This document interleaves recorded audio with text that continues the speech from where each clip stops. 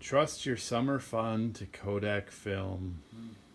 Okay, well, these two people are here with us Saturday night in the Crazy Picker Life, along with this big stack of weird stuff. We picked this up. Picked this up a few weeks ago. These are Kodak film displays of sorts. At least pieces of them today or tonight on the Crazy Picker Life with Wheeler, Dealer, and Banana Peeler. Welcome, fellow pickers, would-be adventurers. Dealer again for Saturday night. Crazy Picker Life, second episode of the day. Oh my gosh. So, Wheeler has some kind of a knack. Actually, you know what? It was my beautiful wife, Lon, and our young children, and our son, Benjamin, who ran into something at a rummage sale midday. And so they missed the normal rummage sale, what would you say, video that we did before. So I wanted to show you what they got and tell the story. And of course, reenact it. But first, so a few weeks ago we picked up this stack of old Kodak advertising from the early 70s. There's a Mountain Dew leg. But I wanted to show you the cool one. So this was the one. We paid $6 for the stack. This was the one that really makes it. This is a Jeep CJ5. And of course a cool scene. You've got Kodacolor, Ectochrome, Kodacolor 2. Kodak film makes your pictures count. USA 1972. So that's a cool store display. That one. So it pops out there too. Ooh, yeah, it's got the it's got one of those pickup truck cut off in the half trailers there or something. Anyway, that's a good one. That caught our eye, so that should be good money. $6 for that. And that stack, which we'll probably sell all for one.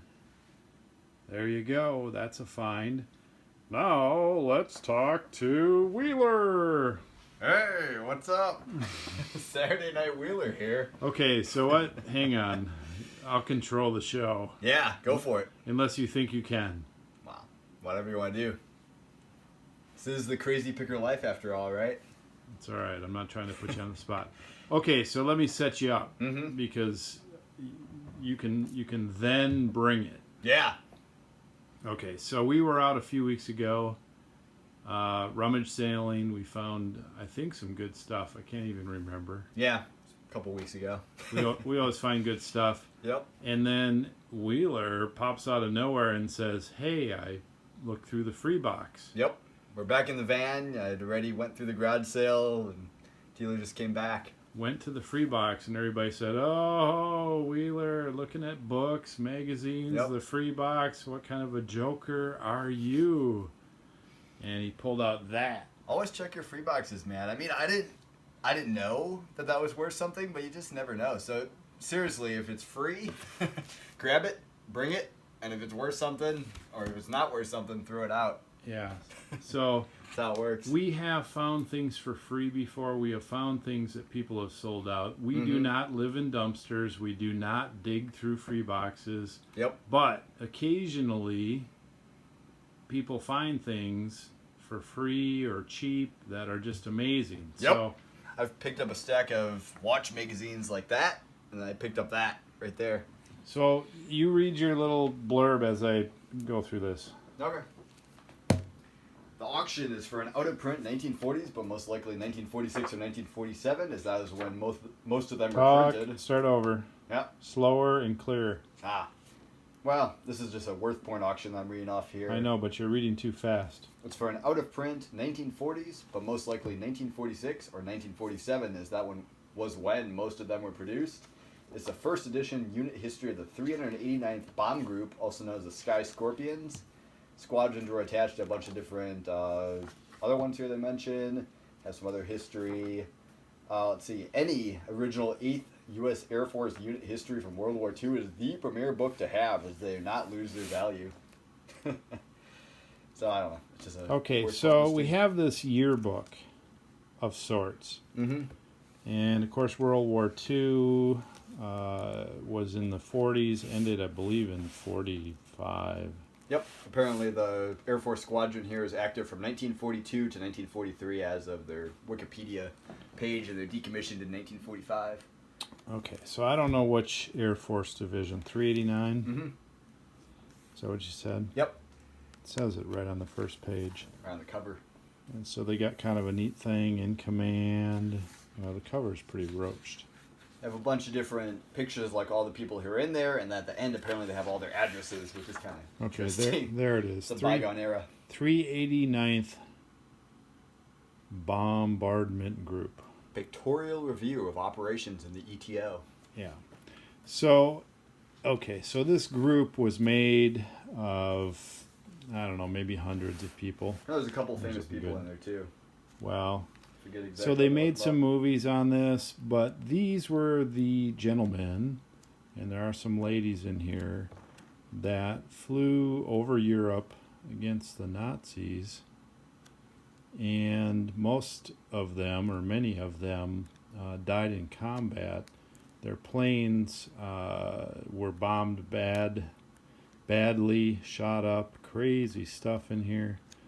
And so this is a small group of people. They made very few of these books, and then, you know, I don't know how people perceived World War II. I'm pretty sure they got a hero's welcome when they came back, but it was made a big deal, more so today. It's interesting, that picture of the speed graphic in there that was used to shoot these pictures, too. Well, of course, you like the photography end of But it. apparently, the actor Jimmy Stewart, Jack Benny, Adolf Menjo, and James Cagney were in here. Jimmy Stewart. Yeah, He's part of this division? apparently he's in there somewhere. Well, okay. And So, that's- and then they've got all the names. Names and addresses. Okay, so we're dragging this out a little bit and dramatic and giving you information, but this book was free and somebody, you know, gave it away. There aren't very many of them, and we worth pointed it and all that kind of good stuff. Yep. There's one sold on eBay right now, like $140 at auction plus shipping, and about the same comparable condition. And there's quite a few on Worth Point that are comparable condition and around $200. Right. Pretty good. Pretty hard to find, apparently. So, there you go. We will get this history to somebody who wants to collect it and keep it. And before that, I'm going to sit down on a day when I have a little more time, which maybe will be tomorrow, and just give it a once through. Yep. Free box find. Crazy, crazy. Yeah, very, very dramatic. Yeah. Okay, so back to the story that prompted this video. Lon, my wife, and the kids went out, I guess. I don't remember why they went out, but they went out to another rummage sale. It's just a couple blocks away. Yeah. Mom just likes to go to garage sales and stuff. Yeah, so there's a bunch in our neighborhood as well. So they walked over there and they told us, hey, there was a PlayStation 3 Mm-hmm. for $10, and there were some games in there. And they didn't really know what else was in there because none of them that went were very familiar. So Wheeler runs over there Yep. and gets it. Well, apparently, Ben actually said there's a PlayStation 3 and a Super Nintendo with some games and cables, and it looked pretty complete. And then apparently Mom told Kate that there were some jeans that she might want there, so that's why we went as a crew and snapped it up. So this is a Saturday afternoon again, and most of this stuff should be gone. I mean, it just blows my mind. Yep. But $10 for all that. Yep.